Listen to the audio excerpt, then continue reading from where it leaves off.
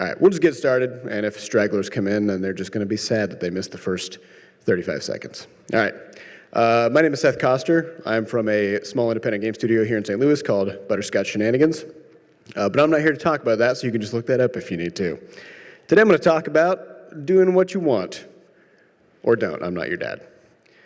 Before I get started, I have a disclaimer, which is I'm working on limited information because I am a flawed human being, just like all of us, so I might be wrong about some stuff, which is fine.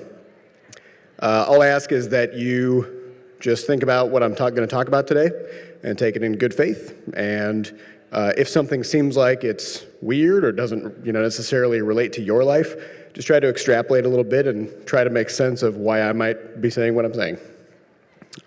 Also, I'm going to be talking a lot about the topic is how to do what you want, and I have some bad news, which is it's a hard thing to do. There's no silver bullets.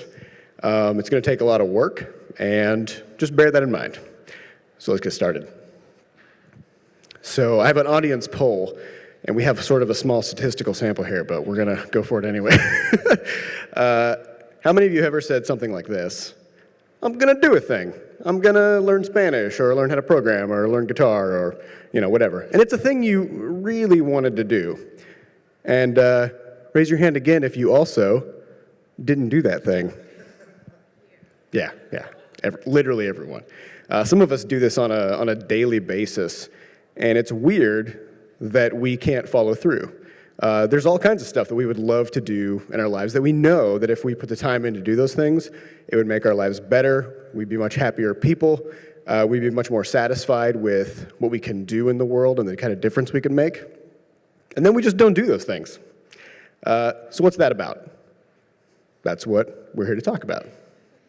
Turns out that doing what you want is a very hard thing to do because our brains are not very well set up for the kind of environment that we now live in.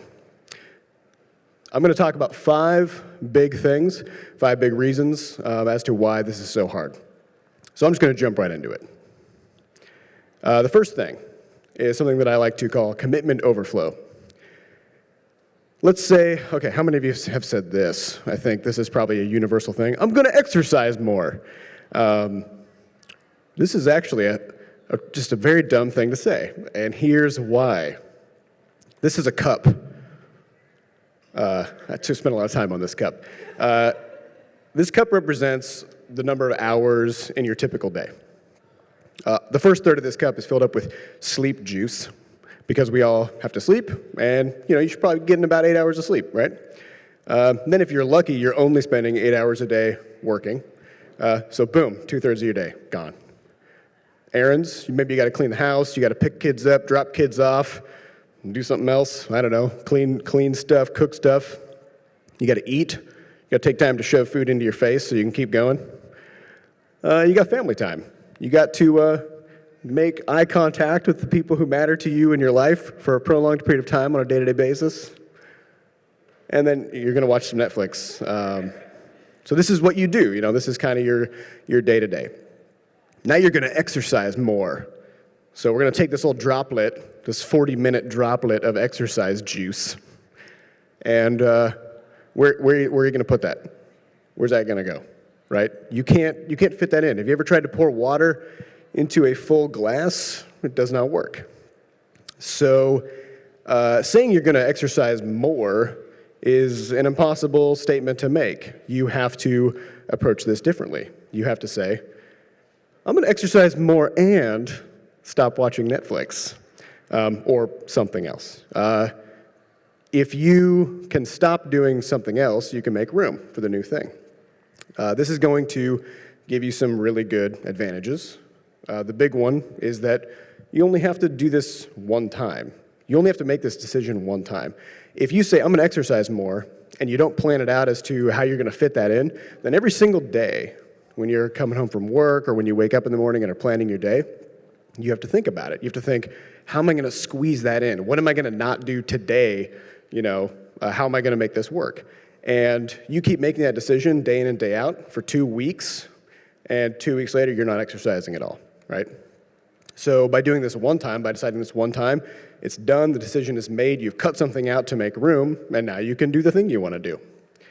However, this is not an easy thing to do because as human beings, we're actually really bad at understanding where our time goes because we do a lot of things mindlessly. For example, the average American watches 3 to 4 hours of television a day. This now includes YouTube, Netflix, Hulu, Amazon Instant Video, you name it. And that is time that, if you were to ask the average person how much time they spend doing these things, I can guarantee you the answer would be less than half of that because people don't realize just how much time they're pouring into these things. And people also spend an average of 40 minutes on Facebook. I didn't look up any stats for, Twitter and Reddit and everything else, but there's more. So the problem here is if you can't acknowledge that you're spending time doing these things, then you can't make a decision to cut down on them. And you can't make a decision to fit other things in. So my recommendation, if you want to do this, if you want to try to approach doing some new thing and fitting that new thing into your life, learning how to program, learning how to sing, whatever it is, do some research on yourself. Get a little notebook, maybe carry one around in your pocket or something.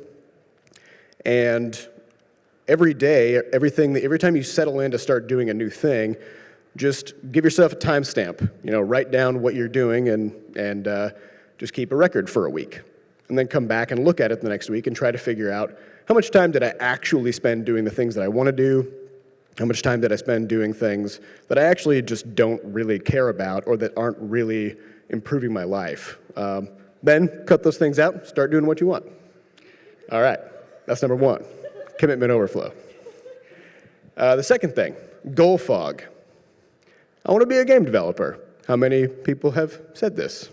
I've said this, right? Lots of us have said this. This is not a goal because it's not a thing you can do. This is a thing you can be, I guess. But what does it mean? What does that mean for you on an actionable basis? If I were to hand out a sheet of paper to everybody in the audience and ask you, what does it mean to be a game developer? I would probably get a wide range of answers. So the problem here is, if this was my goal, I would never know whether I actually hit it or not. And I can't act on it because there's no understandable steps to get there. This is what I would consider to be a foggy goal. So what if we changed it to this? I'm going to publish a game by the end of the year. This is much more concrete, and it makes sense. And you will know when it's done. And I can think we would all agree that if you did this, then we would all be in agreement that you'd probably be a game developer at that point, right? So first goal taken care of. So just kind of to wrap that up, if you make your goals measurable and time limited, then you'll see much more success with understanding what to do. Measurable meaning you will know how close you are to being done with it. So if you're working on a game and trying to have it published by the end of the year, you'll know when you're half done. You'll know when you're 3/4 of the way done because you've scoped out the game. And when it's published, it's done. And time limited, as human beings, we are not great at forecasting the future because we are not, omniscient. So if you make a goal that is a 5-year goal or a 10-year goal, that's more like that's like a wishful vision of what you would like the future to be, but it's so far out there, you don't know what's going to happen in the intervening time period.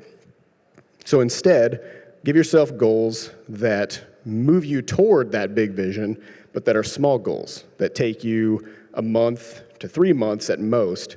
So maybe if you want to be a runner, then sign up for a race that's 2 or 3 months from now, and now all of a sudden you have something to train for, instead of just running arbitrarily, randomly, right? All right, the third one, which is my favorite, this is one of those things that I think we all know about implicitly, but once we hear about it in these terms, it starts to make a lot of sense as to why this is such a problem. And this is decision fatigue, or as I like to call it, the big dang theory. This is going to get vulgar. No, not really. I'm just going to use a lot of dangs. Here's how this works. You wake up every morning, and you have a tank. It's like a fuel tank, except it's full of dangs, okay? And every time something happens that you have to think about, that you have to make a big decision about, you have to give a dang, right? You have to give a dang to that thing, and you have now used up a dang. And we've all been here where, you go to work or something, and you have all these things you have to do, all these big important decisions to make, and they have real consequences. And you just have to give dang after dang after dang. And then at 3 o'clock, you just can't do it anymore, right? All of a sudden, boom, you hit a wall, things happen, you just don't give a dang, right? You cannot give a dang because your dang tank is depleted. This is you guys know this, right? Everybody's experienced this. But there's some good news, which is your dangs come back. They come back on a day-to-day basis, and they work in a predictable way, almost like a game mechanic. And so if you know how your dangs work, then you can exploit the system and you can use them better. We're going to hack the dang frame. Here we go. Okay, the first and most important thing is sleep. Sleep replenishes your dangs like nothing else. And if you get that 8 hours of sleep, you got a full tank of dangs, you're ready to go, no problem. I'm sure many of us have experienced what happens if you sleep for 2-3 hours a night. You wake up in the morning, you do not give a dang. First thing, like you just don't give a crap. You're just gonna go the whole day, and the only thing you can think about is getting to sleep again. That's the only thing you're gonna try to do that day. So you have no dangs. Sleep is good, do it. If you exercise regularly, people talk, there's a lot of studies about the benefits of exercise, and we all know it's a good thing to do. But one really nice thing about exercise is that if you do it for, say, an hour after work or something, that's a time period where you don't have to give a dang about anything. And your dangs come back. They slowly replenish over time throughout your day as long as you're not using them up. And so if you go for a nice run, if you go to the gym and lift, if you swim, whatever it is that you do, if you spend an hour where you're not making these big decisions and stressing out about things, you get a few extra dangs for the evening, right? You can also allocate your dangs early. If you shift your sleep schedule so that you're going to bed 2 hours earlier and waking up 2 hours earlier, then you've got a 2-hour window first thing in the morning where you can put those dangs toward the things you really want to do, right? You can give dangs about learning to code, about learning to speak Spanish, about learning to play guitar. Whatever it is you want to do, you get all the dangs you need, no problem. This is also a big one. There are some people in your life who will take your dangs. They're dang thieves. We've all met these people. These are people who cause drama. These are people who somehow always need you to be solving their problems. Get away from these people because they're committing the worst sin a person can commit to another, which is they're stealing your dangs, okay? And those are your dangs, and you only have so many of them, and you need them in order to do what you want and to make yourself a better person. So get away from these people. They're just going to take your dangs. And the final thing is a trickier one, but it's helpful, which is to try to think about what you do throughout the day and see if you can find ways to just reduce the number of dangs you have to give. As a programmer, this is kind of a cool thing that you can do where, a lot of the decisions that you have to make throughout your day, if you can find ways to automate those things, then, you'd be better off because you don't have to give a dang anymore. You've offloaded your dangs to a computer program or something. Or there's a legend of Albert Einstein. I don't know if this is true, but it makes sense if it is, which is supposedly Albert Einstein just had a wardrobe full of the same identical gray suit because he didn't want to have to give a dang about what he was going to wear because he knew that he needed those dangs in order to come up with the theory of general relativity and stuff like that, which takes a lot of dangs, by the way. Number 4, habits. We all like to think that we are fully autonomous individuals with free will and that we get to make real important decisions on a day-to-day basis about what we do. I don't think that's actually true. This isn't necessarily an audience poll, but I'm just going to ask, and you guys think. How many of you have had this scenario where you get up in the morning, you do your thing, you get ready for the day, you go to work, and you get to work, and then you suddenly think, what happened on the way here? I don't remember anything on the car ride. And then you think, did I put on deodorant? Did I even use soap in the shower? Where am I? We've all been there. That's because the more you do something, the more automatic that behavior becomes, and your brain is an efficiency-generating machine. It's constantly evaluating what you're doing with your life, and if you're doing a thing consistently under the same conditions that your brain evaluates as being a good thing to do, then your brain doesn't want you to have to allocate your dangs to that thing, and your brain's like, no problem, I'm going to come up with a little script for this, and I'm just going to run it for you whenever this situation arises. So now you can think about other stuff while that's happening, right? But on the downside, you don't know what you're doing anymore.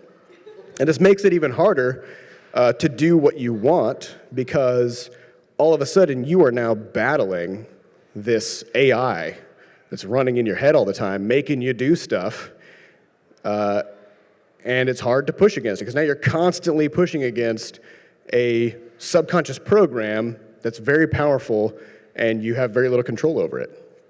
So if you want to change those automatic behaviors, then you're going to have to know how habits are formed and how they work. So let's talk about that.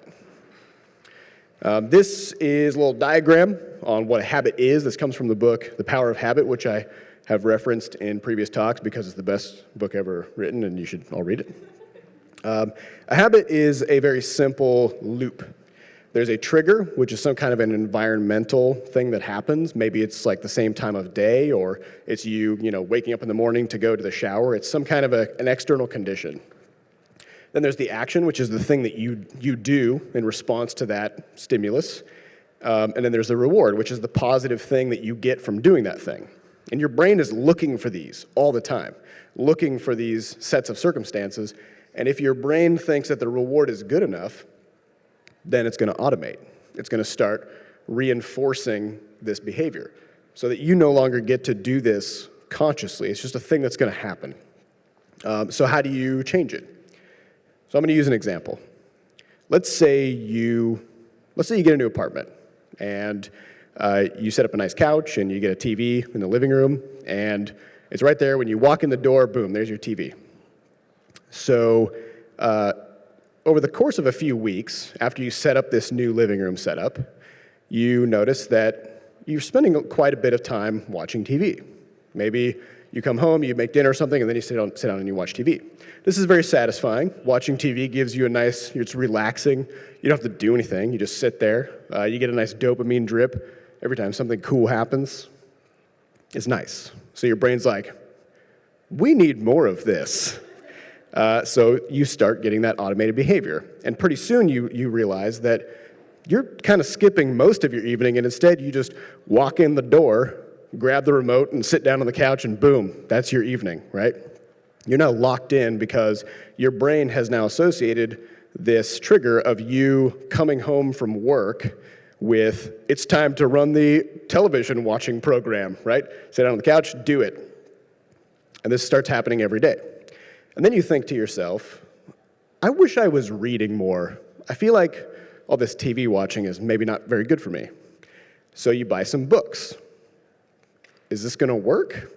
No, because you have perfectly calibrated your environment to being the optimal TV watching experience, and you have all these automated programs running that just make you watch TV.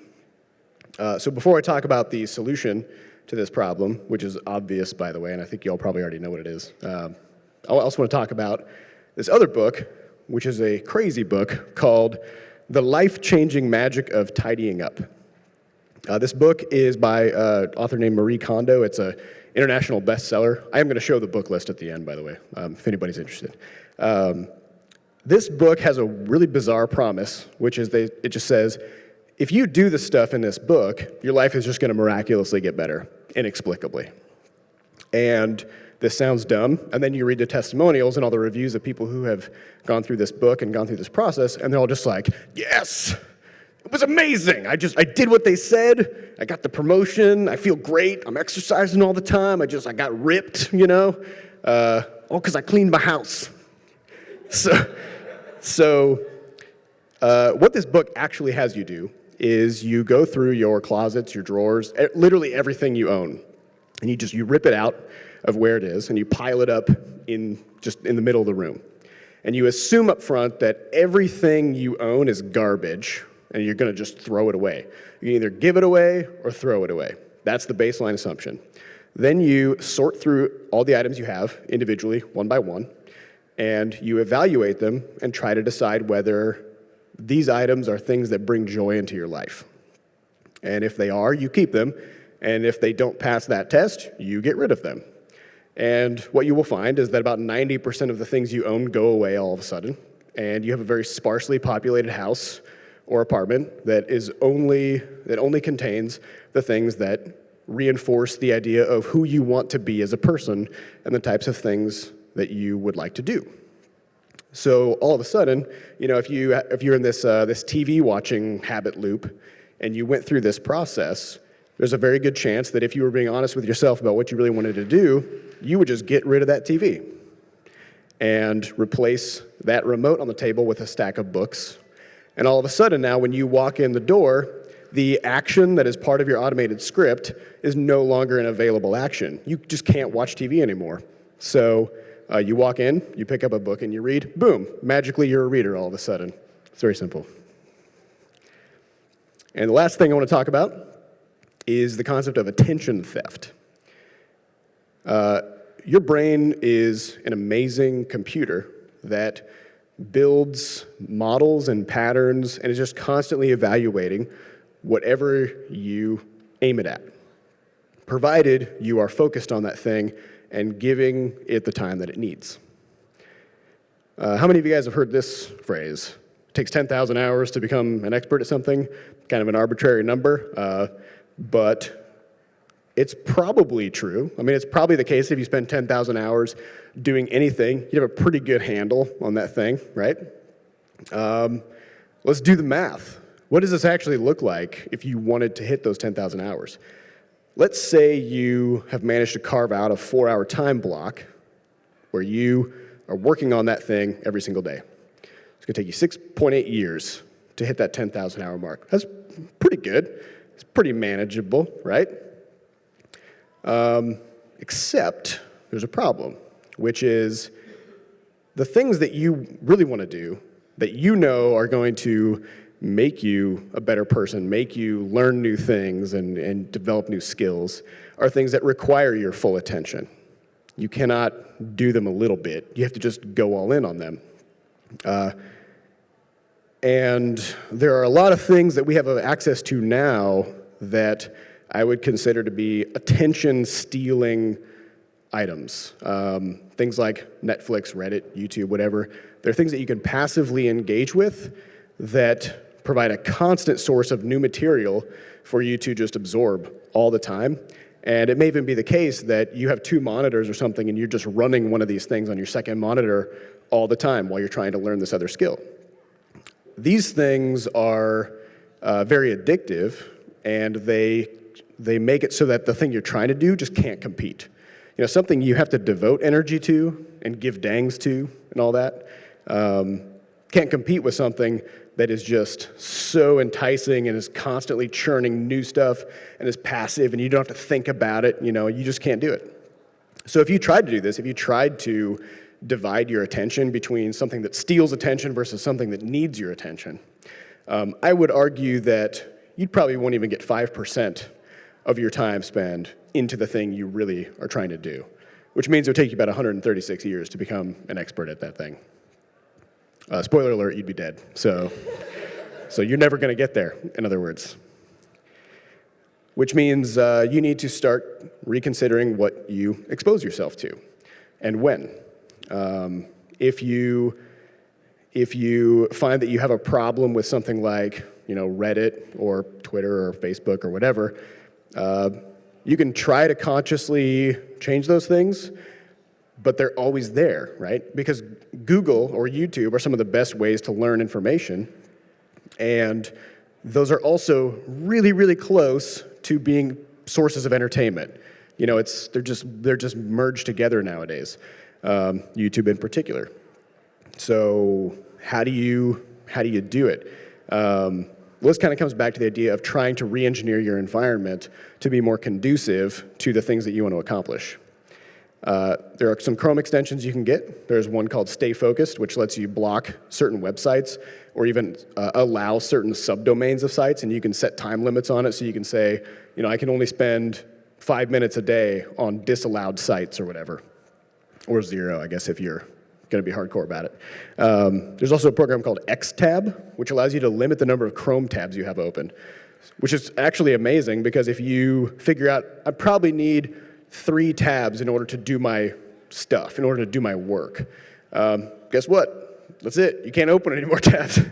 So no problem. Now you can't distract yourself anymore.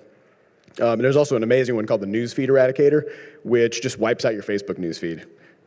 You can no longer see what other people are posting. You can still use it for, for direct messages and going to event pages and stuff like that, but your personal newsfeed, which, by the way, is algorithmically curated to try to make you look at ads a lot, it's gone. So I would recommend those.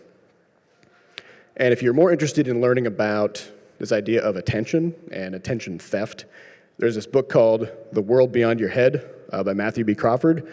It is a bit dense, but definitely a good read. Okay, so those are the 5 big problems that we all face. And I don't want to just hit you with a bunch of problems and then walk away, even though I tried to offer some solutions. I have a couple more things that I want to give you guys that are tools that you can use just generically across all of the things you want to do that should help you out a little bit. The first thing is the concept of personal identity. I think we can all agree that if you were to change your daily routine for an extended period of time such that, for 4 hours every evening you're programming instead of, watching Jessica Jones or whatever, then you're going to become a different person over time than you are now. Your interests are going to change, your skill set is going to change, maybe even the people you associate with is going to change because you may seek out people who have that same interest. So just embrace that fact. Come to terms with the fact that by trying to pursue a new thing and trying to learn a new thing, you're changing yourself. You're changing something about you, and that's cool. That's the whole point, right? So instead of saying something like, I run after work, just own it. Just say you're a runner. This is going to do some cool things. The first thing is it's going to redefine what is an appropriate default behavior for you. If you're a runner, what should you be doing right now? Running, right? I mean, that's what a runner does. If you go home and, grab a big tub of ice cream and just, slurp onto the couch and just kind of lounge there, and you consider yourself a runner, you're going to have some cognitive dissonance to deal with. So just own that, redefine that sense of self. And this is also going to create some social reinforcement, because if you view yourself as a thing instead of a person who does a thing, then you're going to want to be around people who also are that thing. And you're also going to talk about yourself as being that thing. And for example, if you consider yourself a runner, then the people who you talk to are going to catch on to this. And they're going to ask you stuff like, when's your next race? Did you get a good run in this weekend? And you have to say, yes, I did. Or you have to say, no, I don't know, I just didn't do it for some reason, which we would all prefer to just say the first thing, right? And finally, the last tool, which is, I've saved it for last because it's absolutely the most important thing out of this entire talk, is the concept of introspection. In other words, thinking real hard about stuff. I think we can all agree that you could always be doing better. No matter whether you spent your 10,000 hours and become an expert at something, or you've spent 100,000 hours, there's always room for improvement. And even if we're not even talking about a skill, even just as yourself as a person, there's always more to learn about the world, there's always more to learn about other people, and nobody's perfect. So how do you do better? You first have to come to terms with what your weaknesses are and where your shortcomings are, and you cannot do that unless you think about it. So at Butterscotch, we have something that we call the 10% rule. which is that you should be spending about 10% of your time analyzing the other 90% of your time. And if you're thinking to yourself, this sounds boring, I don't want to, like if I'm on an 8-hour day, I don't want to spend 0.8 hours, whatever that comes out to in minutes, sitting around just thinking about stuff. I totally get it. I'm with you on that. That's definitely super boring.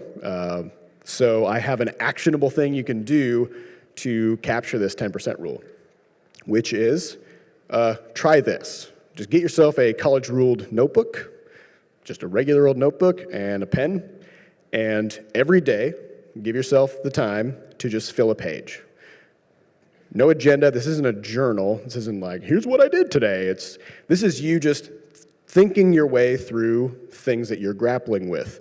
If it's personal problems, if it's you just trying to figure something out, or figure out some kind of a programming problem you're working on, or even just thinking through your daily routine, and trying to come up with better ways to do things. Whatever it is, just fill a page and just try doing this for 2 weeks and see what happens. This is going to do some pretty cool things for you. The first thing is it's going to clean out what I would call brain garbage. How many of you have had this feeling where you feel like you have just a ton of stuff to do and all you want to do is take a nap? Yeah? Yeah. I hate that feeling. If you do this, if you just sit down and write for a page, what you will find is that all that stuff that's making you feel overwhelmed, it's probably not that many things, actually. And it's just a bunch of small things that you just really don't want to do or think about.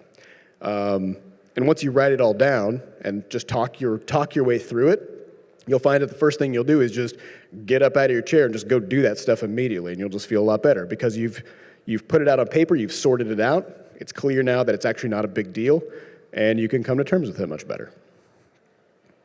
This also allows for epiphanies. There is a place on Reddit called Shower Thoughts, which is where people share epiphanies that they've had. And I always thought it was interesting that it's called Shower Thoughts and not just thoughts. And the reason it's called Shower Thoughts is because the only place a Redditor can have an epiphany is in the shower, because that's the only place they can't be on Reddit.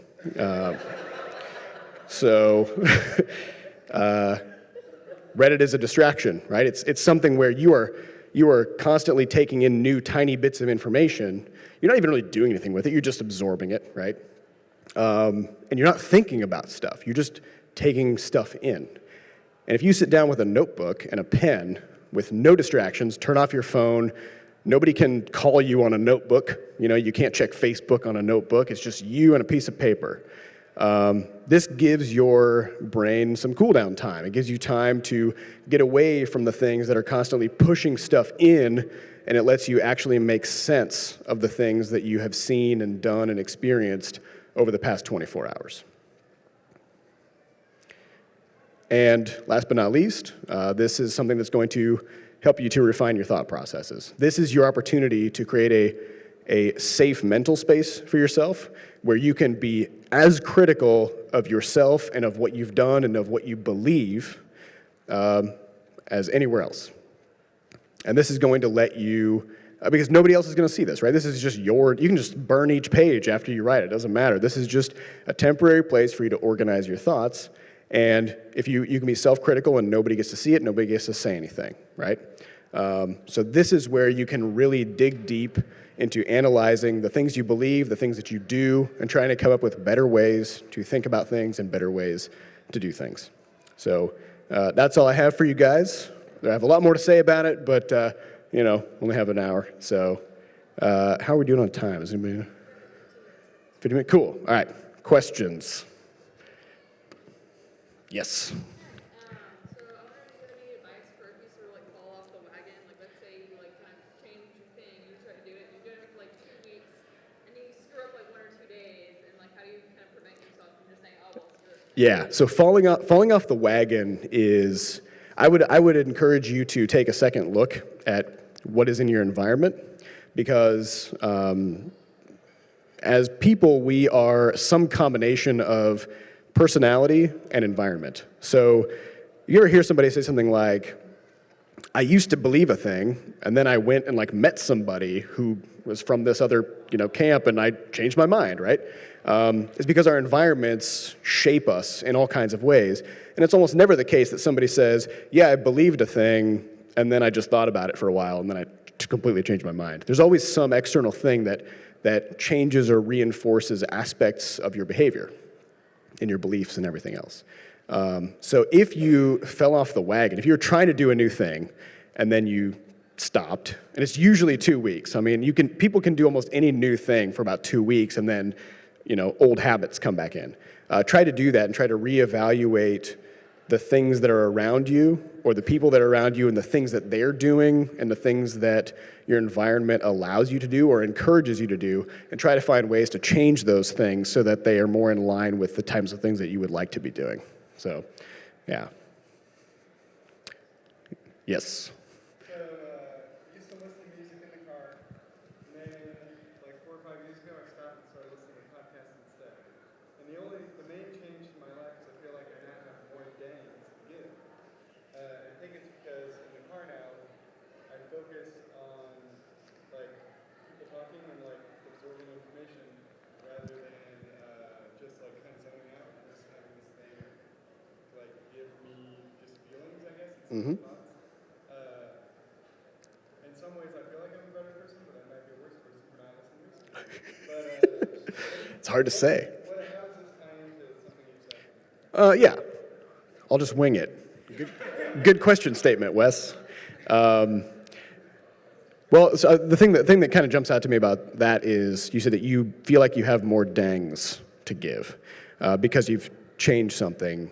And I think that's an important note, which is it kind of comes back to that kind of idea of like if you exercise or something like that, then that's an opportunity for you to kind of replenish your dangs. But I also think that if you start doing things in your life that you're very passionate about and that you find very interesting or insightful or whatever, then in some cases that can help you to replenish those dangs and get them back much faster than you otherwise could. So yeah, I think that's a good thing to do. Because you also find that if you at the beginning of the day, I talked about taking that first 2 hours of the day to do the thing that you're trying, this new skill or whatever you're trying to do, because you have a full tank of dangs, right?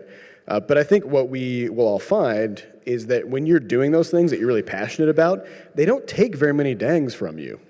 You just need to have some to start with, right? Which is why it's good to do it first thing in the morning. So, yeah, you can definitely kind of like exploit the dang tank and exploit its regeneration rates based on doing stuff that you're really interested in. And as kind of another side note about that, people often talk about the idea of being an introvert versus being an extrovert.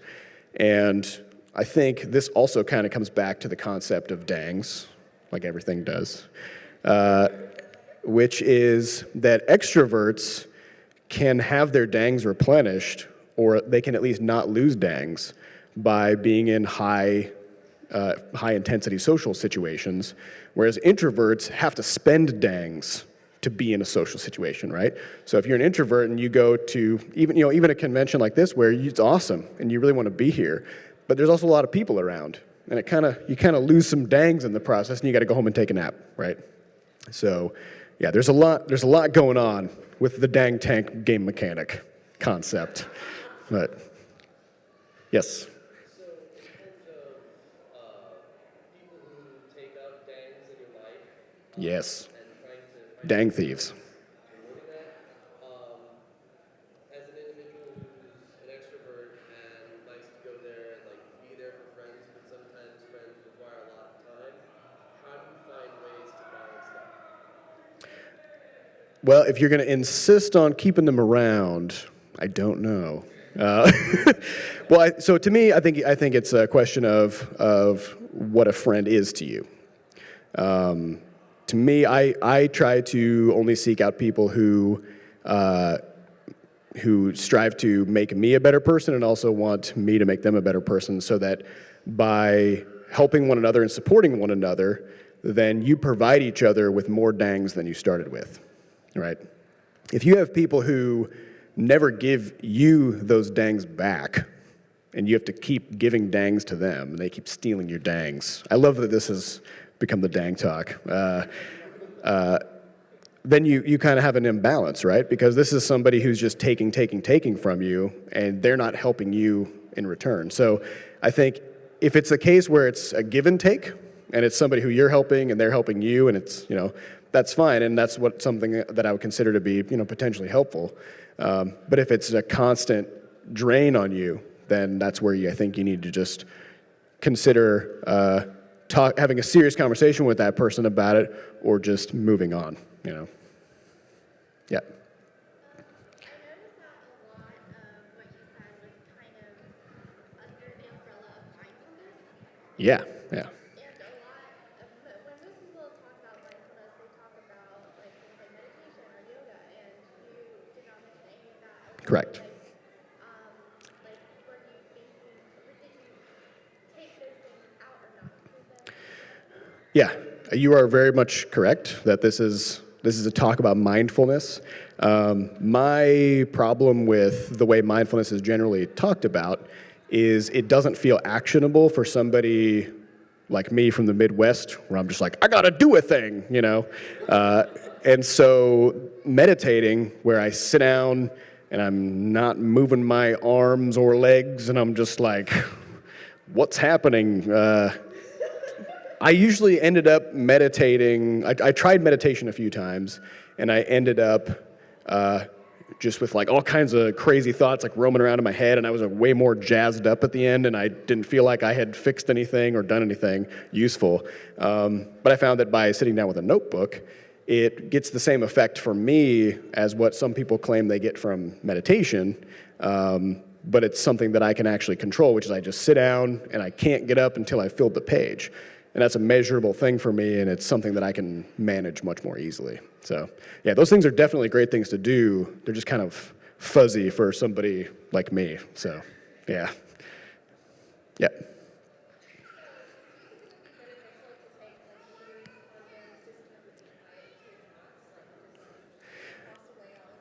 Yes, there's another book that I cannot recommend on stage because it has a very vulgar title.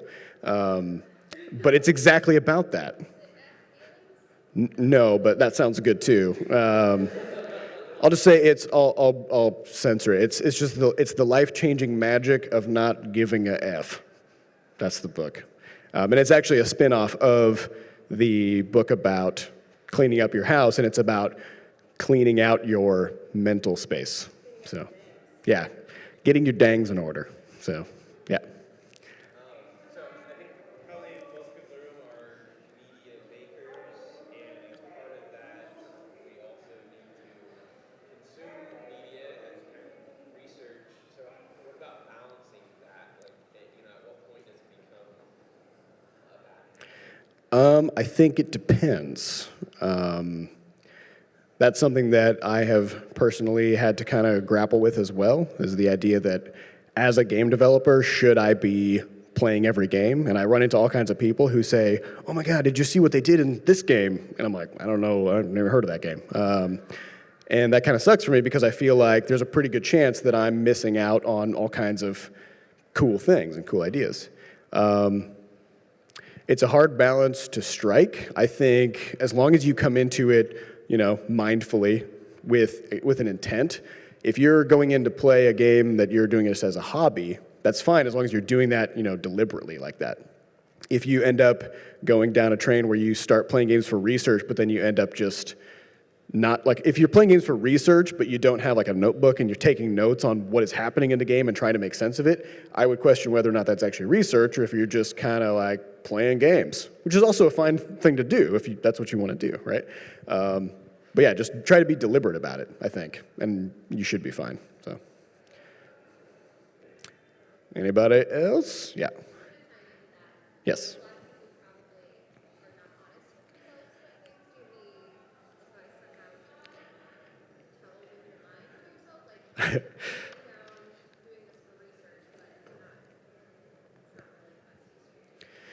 Yeah.